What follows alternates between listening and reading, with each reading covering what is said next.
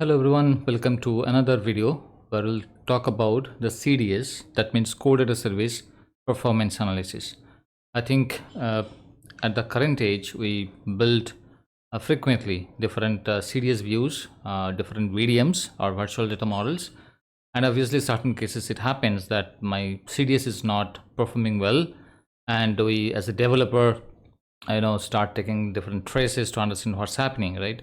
So different context wise we need to provide different solutions, right? So in this video obviously I'll not be able to cover every individual aspect to improve the performance, but certain basic things which probably should help us to improve the performance, or get at the right aspects of the performance to ensure. So that we'll try to understand in this episode, so stay tuned till the end. So this is a very basic or oversimplified diagram for our VDM or virtual data model, where we have certain different basic views, right, which we'll use to create certain composite view. Composite views is more complicated than the basic view, of course, and there will provide different joins and associations, right, to create the composite view. And using those composite views, we eventually create our main consumption view, which actually exposed as an API, right, which can be connected to different CDS views or maybe different UI layers as well, right? So that is how we lay out our VDMs. Now it happens like when you consume that particular view or consumption view, in this case, you see the performance is not good, it's having some problem. So definitely there is no point to conclude that the performance is all because of this particular piece of the layout. But it may happen there are certain underlined tables where the actual problems remains, right, which you need to dig out and you need to get that resolved. The question is how we can find that actual problematic view that we need to improve. So before we get into that more layering approach, let's understand the three important performance annotations which we should apply, and we should understand the usability and the different context, and accordingly need to add in the different values.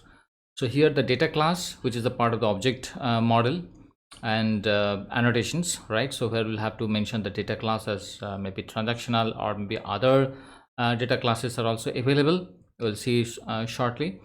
And I mean different varieties, and also we'll have certain thing called service quality here as shown as the A, and also size category as small. So if you look at this diagram, you can see, probably it is enough zoom, can make only this much. So different kind of size category, or rather sorry, the service quality that's been mentioned. So here A means like high volume transactions and or for background processing, and where the number of tables joining is less than 3, then in this case it's good to use the service quality value as A. If it is a transactions or background processing kind of a table, less than 5 as a count of tables being joined, then obviously it's good to use that service quality value as B. And here also nicely mentioned the different labeling for the size category, whether small, medium, large, XL or double XL. So that's kind of things, size specification is also you can find in this table, where C is for the single object retrieval, D is for analytical, and X is for certain special kind of a scenario, a special purpose. So there we can use that X kind of a category, and you can see the number of tables that can be possible to to join those in those cases. Let's also quickly check the different data class availability, like transactional, master, organizational, customizing, meta, and mix. So this kind of different values and the corresponding usability also been mentioned in this screenshot, which I've taken from some help documentation. All right, so I think that mostly we need to use it as a initial phase of our series book generation, because that will immensely help to improve the performance at the contextualized wise. We need to think the values and need to use these three annotations. Another important or interesting point should be the dependency analyzer. So when you are having a CDS view, let's say this is the top layer CDS view or root view, right? and this been built by using a different other views or tables. So we can use the dependency analyzer approach to see and to get the breakup of the views and understand how the different other tables been used to create the root table. So that is also helpful, and we'll also see in our Eclipse ADT like how to get into this navigation path to get that dependency analyzer. All right, and some other points I'll have also mentioned, but we'll get into that little later. So let's quickly check the dependency analyzer, and this is my Eclipse array. And I am not going to create any CDS view in this video, but some existing CDS view as available in my above 1909 developer edition that I have just picked it to discuss here. So you can see, as I just said, like this is the different annotations which helps to improve the performance that recipe has mentioned. This is the annotation just for labeling that this view type is a consumption view. So you can see like how this consumption view built. It's been built with certain other series view, and they are attaching certain search annotations. They are adding certain fuzzy search values, right? And also they're using some ADCP association, okay, that been exposed by this CDS view, okay, that we'll shortly see. So that way it's been all generated. So how to get into the dependency analyzer? So right click on that, click on the open with, okay, and you'll find something called dependency analyzer in this navigation path. If you click on that, it will nicely give you the details. And here I don't know if I can zoom it. I think I cannot zoom this one, sorry, but you can see like this is the primary one, and which is actually using this particular CDS view, because it's mentioned that this is also CDS view, and they're actually using a from operation, right? So this is the from clause, I mean from this one, so hence it's a from operation on this particular view, and this view actually comprises of other 4 different other tables, right? So these are all database tables, as you can see, and most of the things it's using the left outer join or association inside. We'll also see that shortly, and one inner join they're using it. So if you double click on that, it will take you to that specific view, and you can see this one is little complicated, but it is using an inner join with user 21, and it is making certain association, and it is telling like this particular address 6 been represented as an email underscore email as an association. That's the naming convention we follow underscore this one, and it's putting certain joining condition, right? This I'm explaining because this will be helpful shortly when we'll talk about a different tool called plan visualizer, okay? So there are these kind of values you can see, and so that's the reason I'm on a little bit spending time to walk you through. And ADCP is another one, again association and different cardinality that's been used, and different values that they are passing out, okay? Okay, one more interesting thing is the casting operation that preserving type in the main. Like when the table will be generated as a view, means I mean to say this is the view. When it will be created at the backend for this particular field name user ID, this will be the data type. Okay, so that's why this preserving type things been used with the along with the casting. This one is interesting. This is actually an email is an association. I mean, this is they are exposing this association, but they are actually trying to get data from ADR6 with passing some sort of association expression, okay, a filtering expression along with the association, and getting a data from this table of the field called SMTP address. All right, and they're also exposing this ADCP and ADRP. So that's nice, and eventually they're applying an where clause at the end. So all things you will see shortly, like how in the plan visualizer and plan type, this all the values been used. So finally we'll talk about the plan visualizer tool, which is which will be basically will be using most of the time to understand where the problems are residing, because this is the VDM as I have just explained, the different layer that been created, right? Different layers. So in which layer, let's say this is the layer where my problem resides, so that we can identify by analyzing the plan visualizer, okay? But how to get that in our demo? that's like what I did. I basically took a trace. Okay, so you can go to the CDS view, and you can just run, open with, you can scroll console, you can just make a run on that and take a trace side by side. So I already took a trace in SC05, and this is my trace log, and I can filter this one with a table, that is the view, right? So view name is specifically this one. If I execute, this is the filter value. So now you can select this one, go to edit, then display execution plan, selected statement without session variable, so that you can use it. And this is how that particular view is actually been formed, that it all talks about. Okay, as you can see, this FLGT default as X, so that is been passed to this table for ADR6 with an expression, association expression just now we explained. You want to see once again, nothing wrong to revisit. So this is what I was talking. And also different other filter conditions that been used for the user 21. They have put on where clause, right, which is 00 as the value, because it's this is what it talks about. And similar other, date from and date two kind of things, I guess. So this is what the values, as you can see. So that's the execution plan. And if you click on explain with values, you can get some more details probably. And also you can click on some graphical explain. So if you click on that, so it will open shortly. This one, click.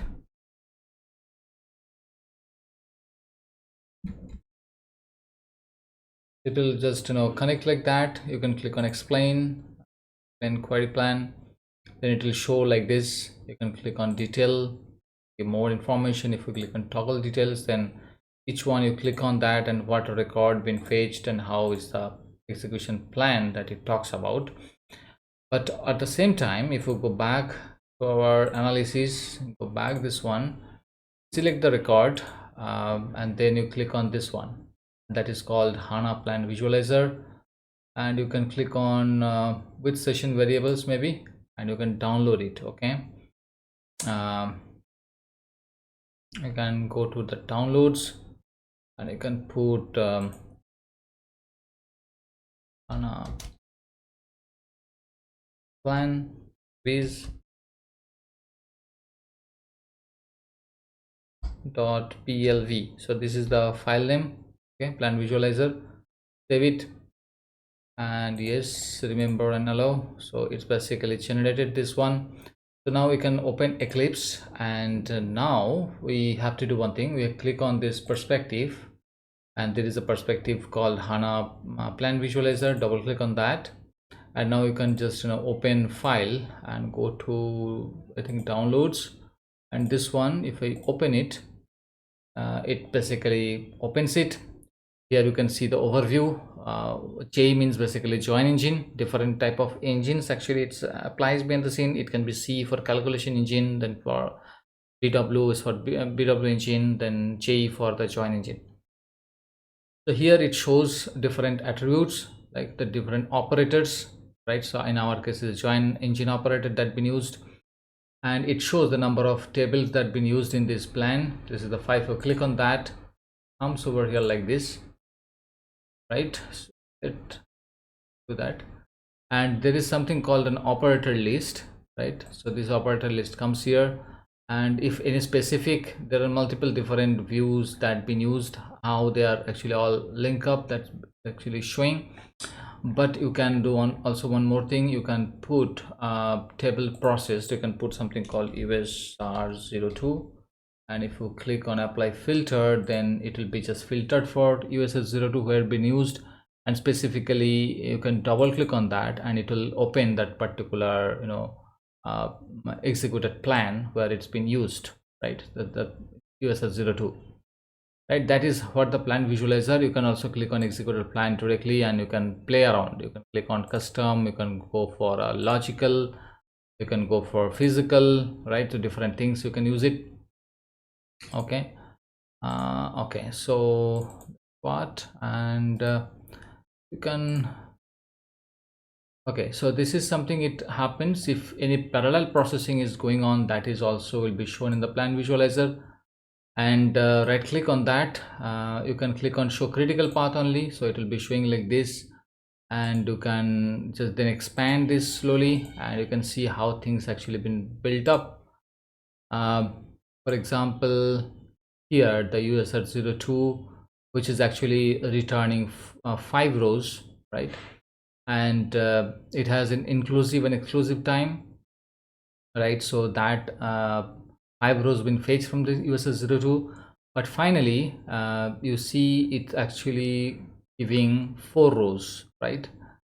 So you can see, like, you can expand it, and you can understand what's happening behind the scene. That is also doable. I think we can minimize this, it will be a little easy to understand. All right, so now thing is, so this each and every layer, right, it will be explaining this way, the different detail. Also you can see the different timing. So if any of the layer is taking much time, then probably you can just focus on that, and you can just try to see like what's happening, right? No detail in a custom or something, you can change it. Yeah, so highlight critical path back to this and all. Yeah, so that is how it happens.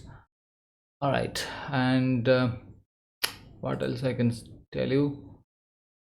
Expand all. So this is how it actually, you can see like this 5 rows coming, and then eventually 5 rows being passed it to the next join engine, and how actually data retrieved. So from the top bottom level, it all goes to the top level. So this is our final result, which is the 4 rows, but that you can also see over here. We click on that and go to the above perspective, right click and go for open with and data preview, right? So that also you can see that 4 rows is actually being fetched. So that's all you can explain this 4 rows by that. Okay, so that is this plan visualizer, and you understood now how you can download this file and how you can import to the Eclipse entity, and you can start analyzing the different aspects. All right, so you can click on reset graphs, and all you see by doing that, you see a pretty much complicated split up of the things. Any parallel processing going on side by side, that is also showing over here. Okay, so that is a nice way you can try analyzing and try to fix it, which actually causing the problem for you for your performance. The plan visualizer is very important tool to use for that. All right, so that's all I just wanted to give. Let's quickly look at our other pointers, which is also important, I should say. So these are the other pointers. So when we make a join, I saw that many developer basically trying to join with certain calculated fields, right? We are using certain case in case, and then whatever the fields I'm getting out of it, which is a calculated field, and that field we are exposing it right out of the CDS. In the top layer CDS, that particular field is used for a join. So now don't do this kind of things, because that will impact the performance, because the joining, before joining, each row has to be calculated before making a join. So that's why join with calculated fields is not recommended. Expose required fields, sometimes we expose all the fields even you don't need it. That is not logical, because make it a little wise decision to expose the fields that you want for your CDS view should expose. And the plan visualizer is the analyzing tool for the performance. We just saw how to use this tool. And also last piece I just want to mention is the think about the buffering usage of your CDS view, and certain annotations you can use over here for CDS buffering, like above catalog buffering, status active, and buffering type full sim. Like we use our table, right, database transparent table, we use a buffer. Similar way we have our buffering annotations possibilities there for the CDS view as well. So make sure you think about those points. And so I believe that's the all about I wanted to cover in this video. Hope you got certain things new this time. And if you find any other important aspects which I missed unknowingly, you definitely can put a comment in the comment section. All right, and yeah, share and subscribe my channel if you have not done yet. Thanks for watching. Shortly we'll connect for the next topic. Till then, goodbye.